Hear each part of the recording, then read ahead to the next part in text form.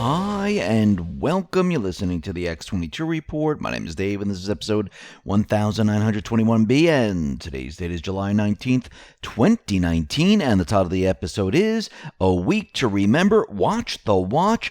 It's time. Now, before we get started, we've been talking about protecting your devices, protecting yourself from big tech. I mean, it's the year 2019, and if you're not using a VPN by now on your desktop, tablet, or mobile device while you browse the internet, then you're really exposing yourself to a lot of potential danger. You're at some point in your online career have heard of a VPN, but what is a VPN? A VPN, or a virtual private network, allows you to create a secure connection to another network over the internet. VPNs can be used to access region-restricted websites, shield your browsing activity from prying eyes on public Wi-Fi, and more. Here, let me show you how easy this is. Go to virtualshield.com, download the free 30-day trial, install it, click Connect. Once I'm connected, my IP address is now different than before. See? In other words, if you don't want websites, the government, advertisers, or just annoying household members or roommates to know what websites you visit and what location you're visiting them from, invest in a VPN now. I personally use Virtual Shield because it's the easiest, fastest, and most secure VPN on the market.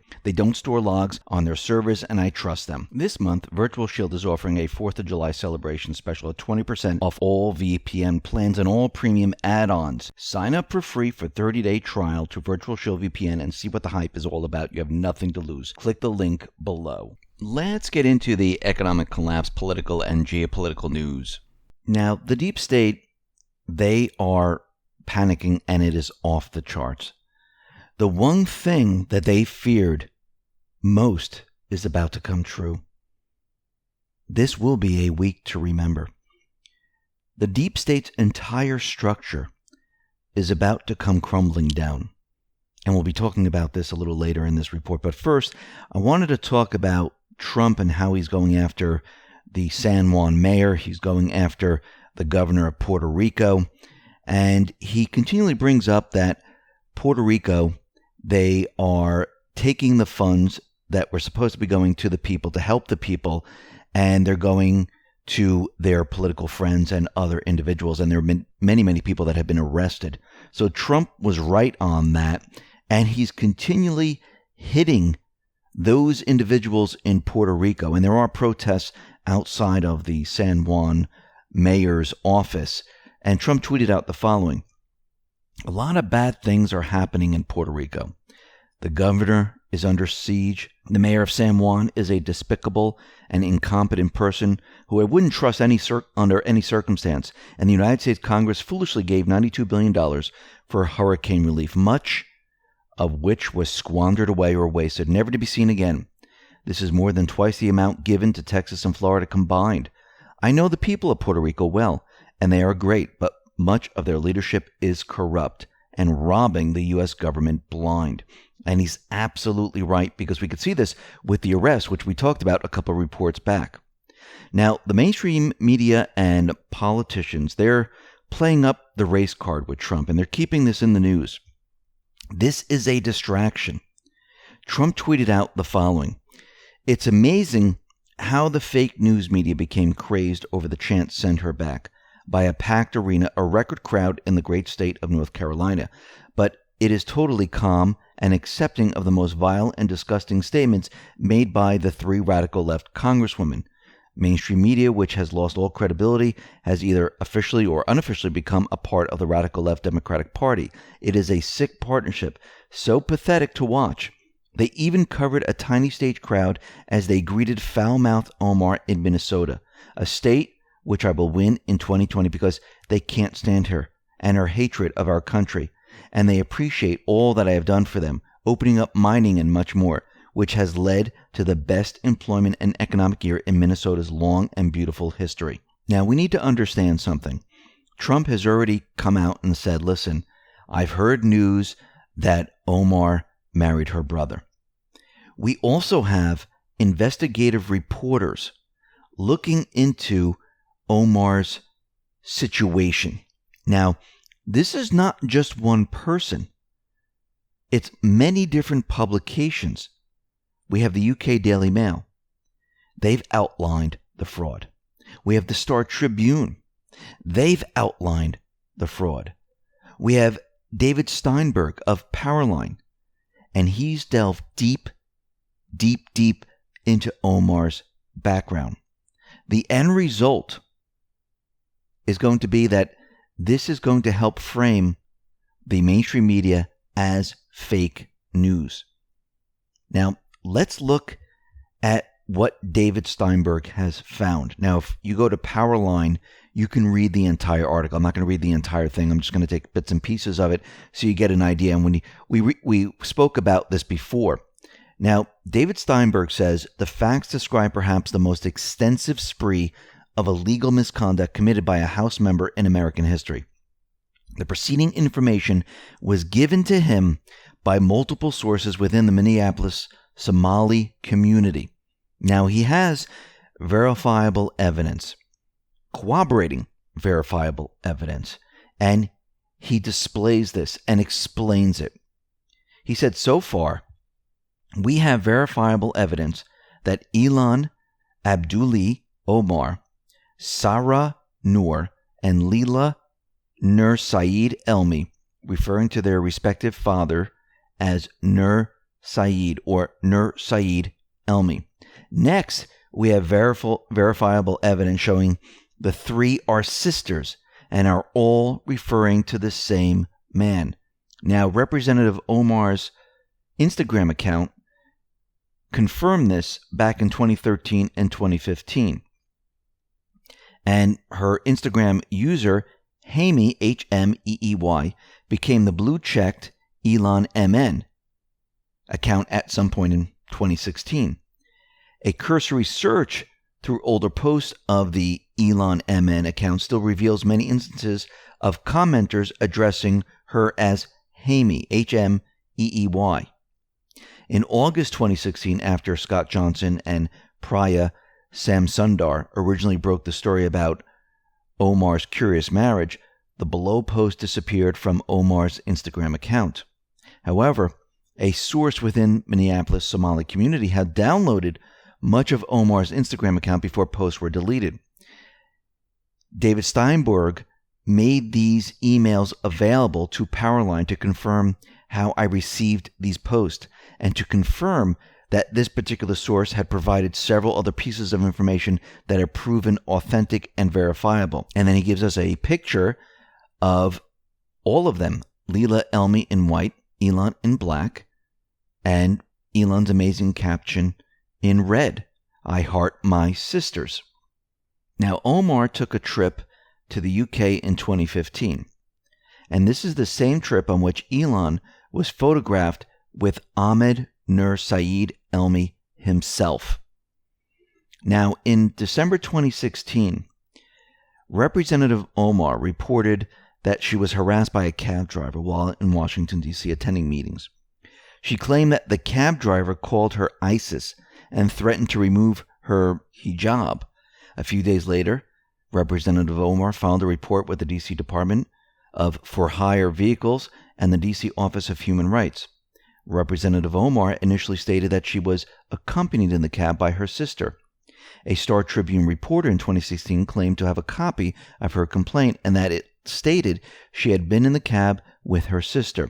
A few months ago, David Steinberg received a copy of Representative Omar's report via Freedom of Information Act request, and the description of the person Representative Omar had been in the cab with was redacted. Now, Suleiman Aksu, per his profile, is a frequent host of social events for the Washington, D.C. Somali American community. On December 9, 2016, this individual stated that he was with Representative Omar soon after the cab incident. He said, on Wednesday night, I had an opportunity to have dinner with the state representative-elect Omar and her lovely sis, Leela Elmi. Now, it is not plausible to believe that Aksu simply made a mistake. One would have to believe that Aksu had dinner with Representative Omar and a second woman, that the woman was introduced to him as any other person alive, and that a couple days later he made the 1 in 7 billion mistake of misremembering this woman as Representative Omar's lovely sis, Leela Elmi, a random name of a woman from England he has no clear reason to know. Now, Representative Omar has steadfastly refused to give the media names of any of her siblings besides Sarah Noor. The only rational explanation is that Leila Elmi was in the United States to visit Representative Omar, attended this dinner with her, and by accident, Omar introduced her to Aksu as her sister. We now have verifiable evidence that Representative Omar, Sarah Noor, and Leila Elmi are siblings with a father named Nur Saeed Elmi. So, when we start to look at all this, we can see that the evidence is piling up. And David Steinberg went on to say, what do we have as verifiable evidence? Well, we have verifiable UK and US marriage records, verifiable address records, timestamp traceable archived online communications, background check confirmations of Social Security numbers and birth dates, archived court documents signed under penalty of perjury, photos which can be examined to rule out digital manipulation, and it goes on and on and on. And the question is, when will this be investigated? It didn't take much for them to investigate Trump. With all this evidence staring everyone in the face, this should be investigated. Now, a couple reports I've been saying that there's going to be this 11th hour Dem candidate. I do believe the ones that are running right now, they're completely all duds. They can't go up against Trump. They need someone completely different. Now, I'm not saying that this person's going to win, but I think the deep state, they're keeping this individual in their back pocket. And I do believe it might be Michelle Obama, because all of a sudden, we're seeing this poll that came out that says Michelle Obama is the most admired woman in the world, according to this new poll. The former First Lady led the pack in a survey released Thursday by market research firm YouGov. And it says that she came out ahead of Oprah Winfrey, Angelina Jolie, and Queen Elizabeth II. Now, think about this for a second. They're saying that she is the most popular person. Now, remember what the mainstream media does. They build people up to make them think that this person is loved everywhere. Think about what they did with the elections with Trump and Clinton. Clinton's winning, Trump's not. Clinton's winning, Trump's not. Nobody's going to Trump's rallies. Everyone's going to Clinton. And look what happened. I believe they're building the narrative for Michelle Obama right now. Now, remember, the Patriots, they have it all. And I do believe they're waiting for a specific time period. Now, what that time period is, it could be this, it could be something else, we don't know. But we know that Q and the Patriots, they have quite a bit on the Obama administration. Remember, Obama saying we haven't had any scandals during our administration, but we know of many, many, many scandals. And I believe they're waiting for the right moment to bring certain information out. Now, other information might come out, but I think they're going to hold back certain information to use this later on. Now, let's talk about Seth Rich and Julian Assange. I do believe this news will be coming out very soon, because we had a couple of articles about Seth Rich, how it's a conspiracy theory, and we are understanding and we realize that Julian Assange is the source. Now, exopolitics.org, they found out something very interesting. They filed a Freedom of Information Act request after communicating with Ty Clevenger, Esquire, who's a lawyer, who had on October 10, 2017, filed this request regarding communications between Seth Rich and Assange, along with many other individuals. And his original Freedom of Information Act request letter went to the NSA. He wanted all documents, records, communications between Kim.com, WikiLeaks, Julian Assange, Aaron Rich, Sean Lucas, Kelsey Molka, Imran Awan, Abid Awan, Jamal Awan, and the rest. Now, the National Security Agency has responded to the Freedom of Information Act request, and they said the following. The NSA response reveals that communication between Rich and Assange and WikiLeaks are subject to classification laws. Their release will have major national security implications that directly impact U.S.-Russia relations and may facilitate disclosure of suppressed secret space program technologies. Now, this is very interesting. And what this tells me is that there was communication between Seth Rich and Julian Assange. And it's starting to look like this news is going to break very, very soon. So let's head down to the border. And this is something the politicians and the mainstream media don't really want to talk about. According to statistics compiled by the United States Border Patrol, there were 298 border deaths in 2017 and 283 in 2018, making it an average of about 291 per year. Now, the average yearly deaths under Obama stood at 372 and 382 under Bush administration. But the reality is that the deaths at the U.S.-Mexico border decreased after Trump became president. The fact remains that the totals from 2017, which was 298, and 2018, which is 283, are two of the lowest since 1999, and there was no mass outcry in early years with much higher numbers. So nobody said a word when it was at 372, but everyone is complaining when it's at 283 and probably dropping even lower in 2019. Remember, Trump didn't build the cages. Obama did. He inherited all of this. And by putting up Border Patrol, by putting up the wall, he's saving lives. Now, Trump, he is now mulling Amazon's $10 billion Pentagon contract. And he is considering stepping in to eliminate Amazon's looming $10 billion contract with the Pentagon for cloud computing. And we know that the clowns are involved with Amazon, the clowns are involved with Facebook, and Don Jr. tweeted out the following: Well.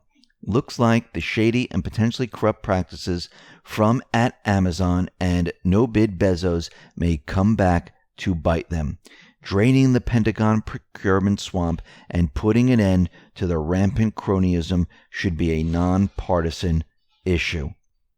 Charlie Kirk came out and said Amazon pays 0% in corporate tax, yet they're spending millions on lobbyists to secure one of the largest taxpayer-funded government contracts ever. This is crony capitalism at its worst. No American should be okay with it. And you can see Trump is shutting all of this down. Now, out in the Middle East, we are seeing those peace talks in Afghanistan.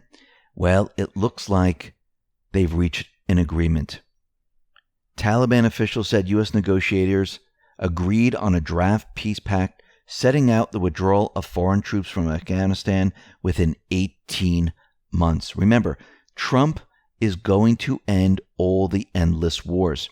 Plus, this is a huge problem now for the deep state, the clowns, because they used Afghanistan to grow their poppy fields and sell opium around the world to pay for all their covert missions. Trump is shutting down the source. Think about this.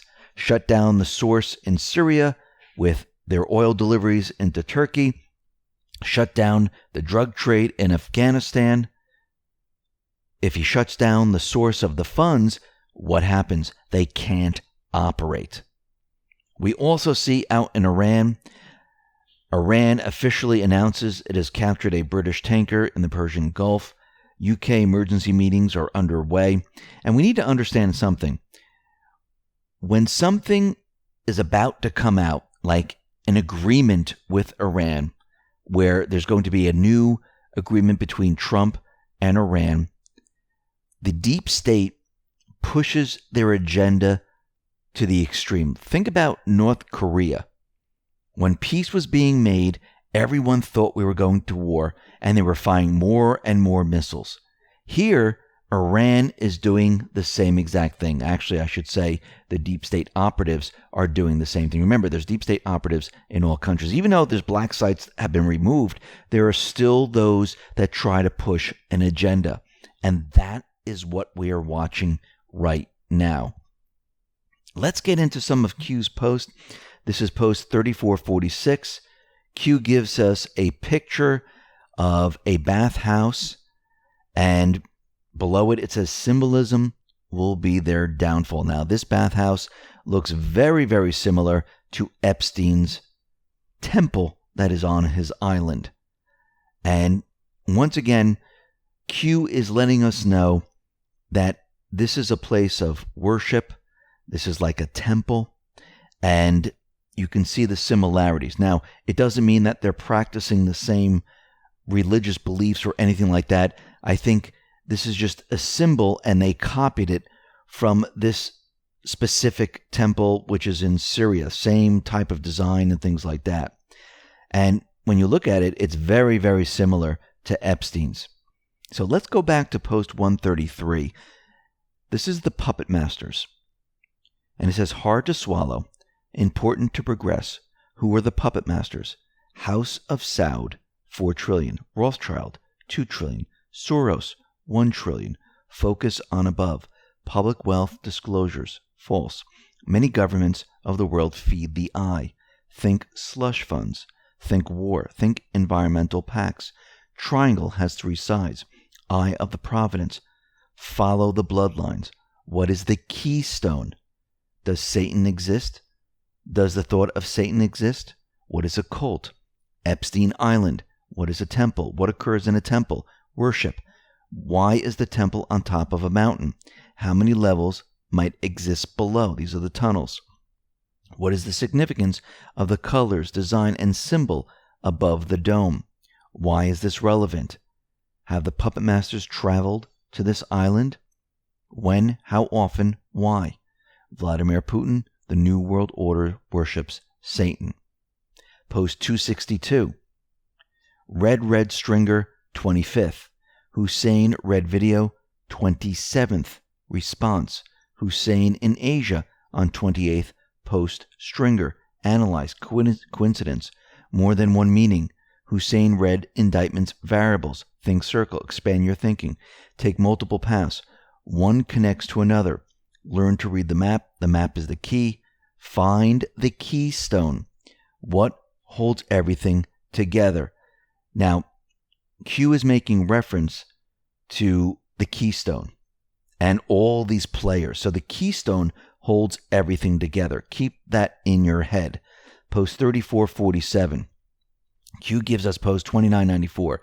It says, people are pawns in their sick game of global domination. People are divided to prevent a rising of the people. People are divided and taught to fight themselves instead of the ruling class.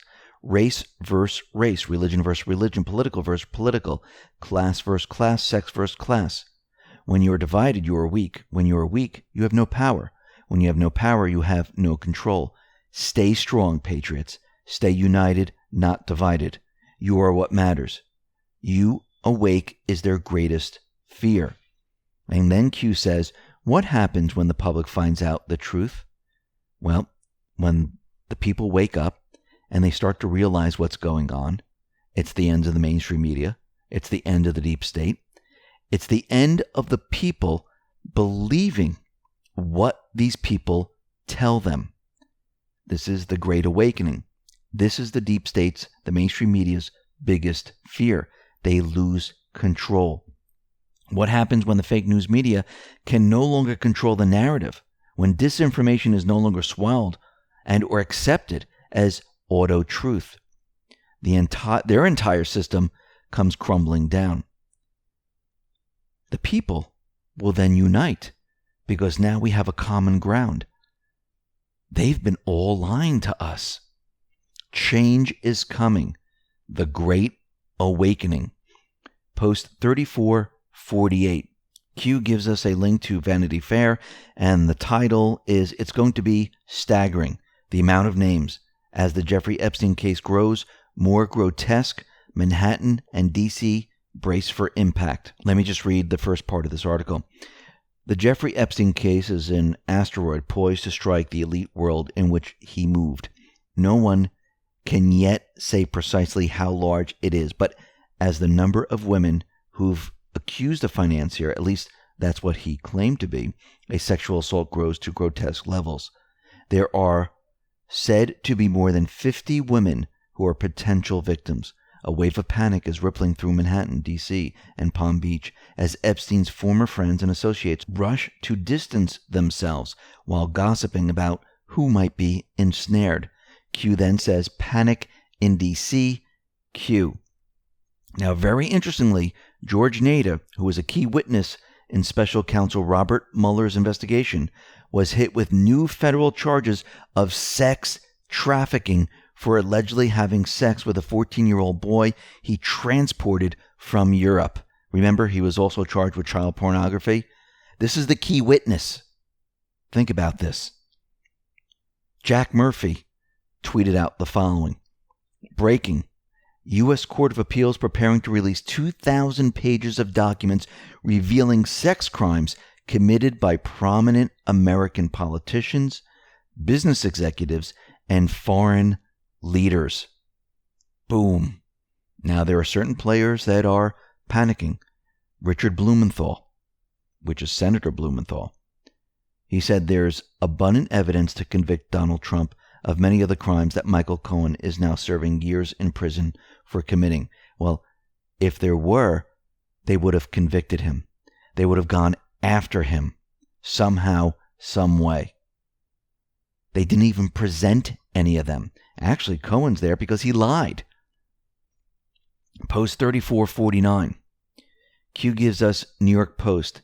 Facebook survey asks users if they condone pedophilia.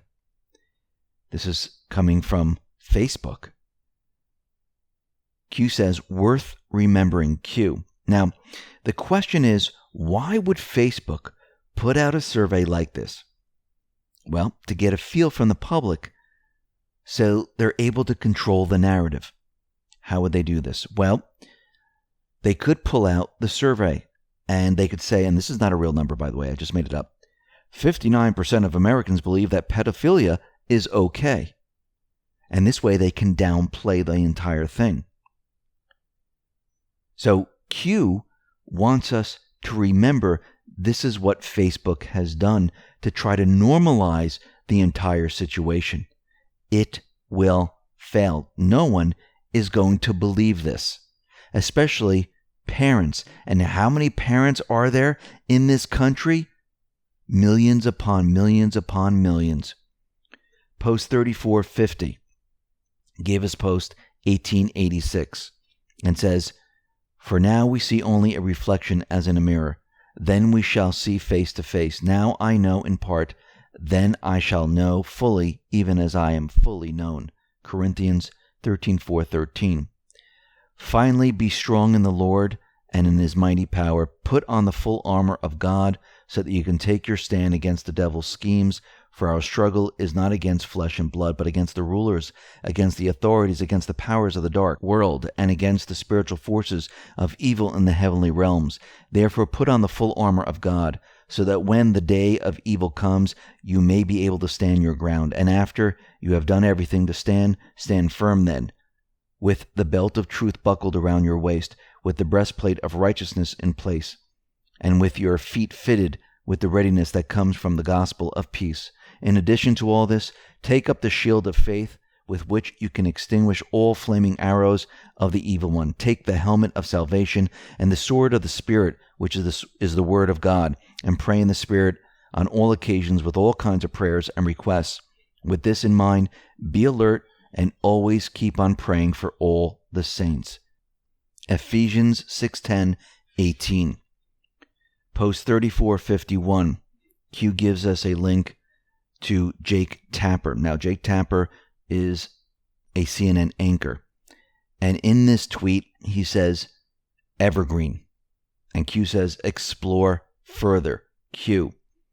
Well, Adam Serber from The Atlantic tweeted out the following.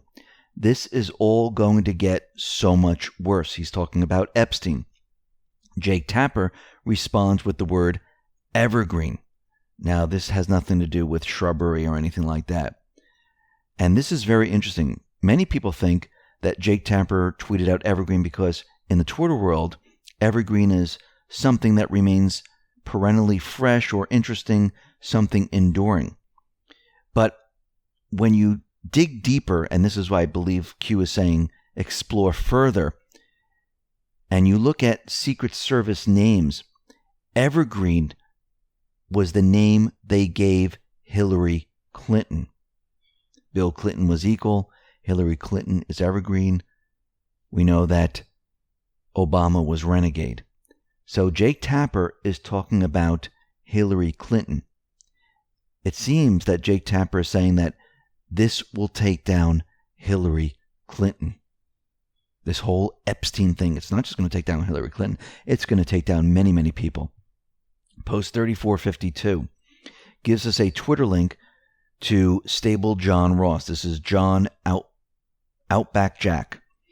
And it says, hiding in plain sight, symbolism to be their downfall. Another keystone from Epstein Island.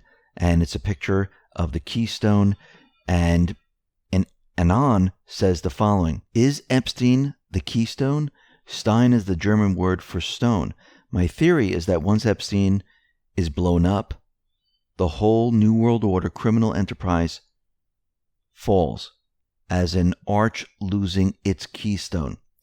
Epstein is the key to the enterprise because he was running a foreign intelligence blackmail operation of government and media entertainment influencers using heinous tactics involving kids.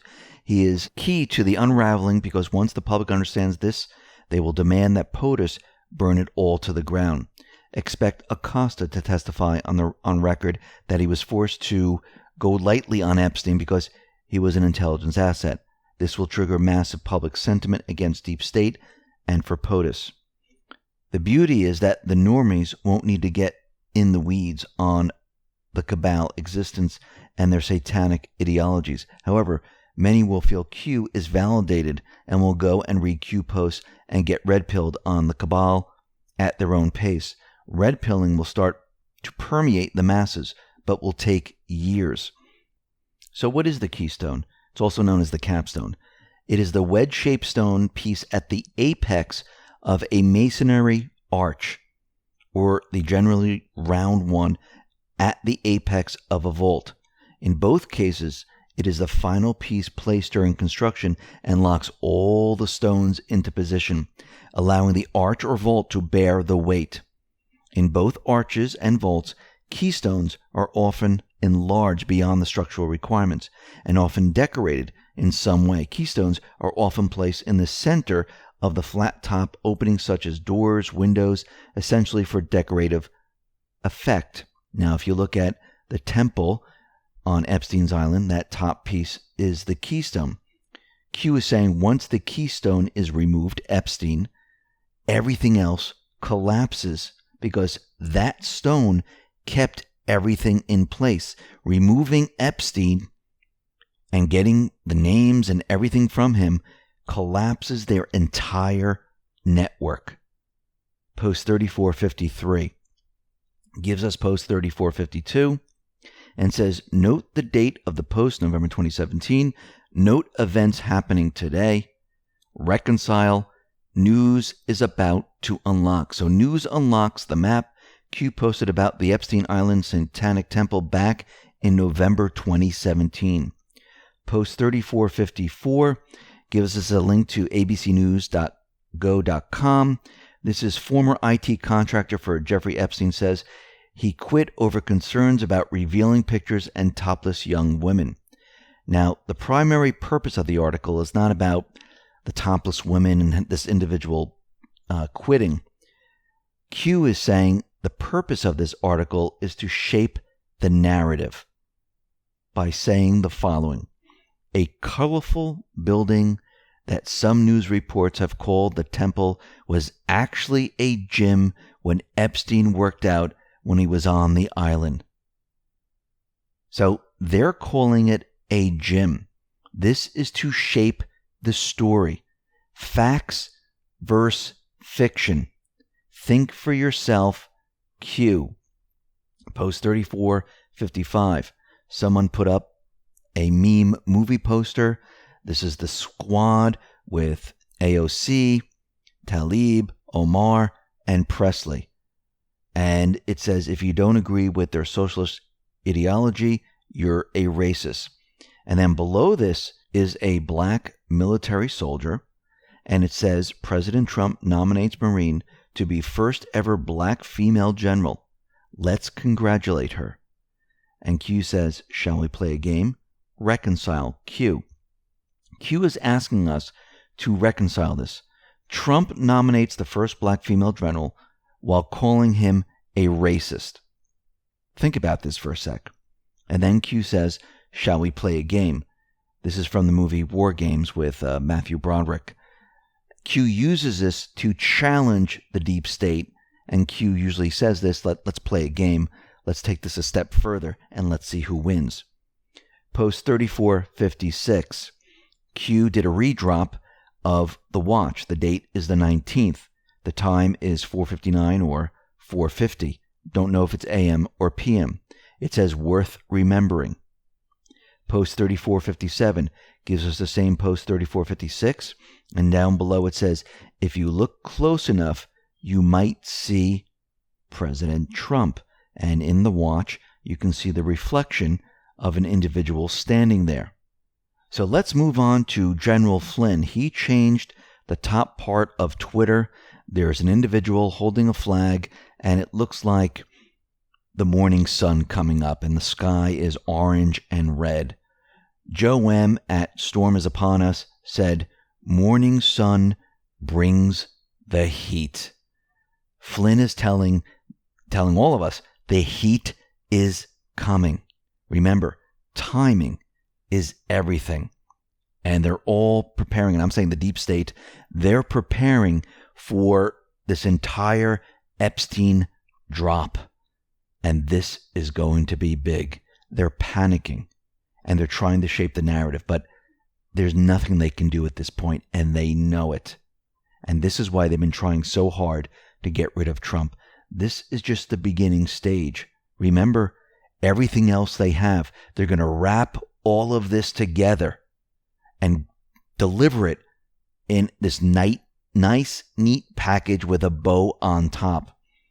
And when people see the spying, when people see the scandals, the treasonous crimes, and then they put it together with what they've done to children, there is no escape.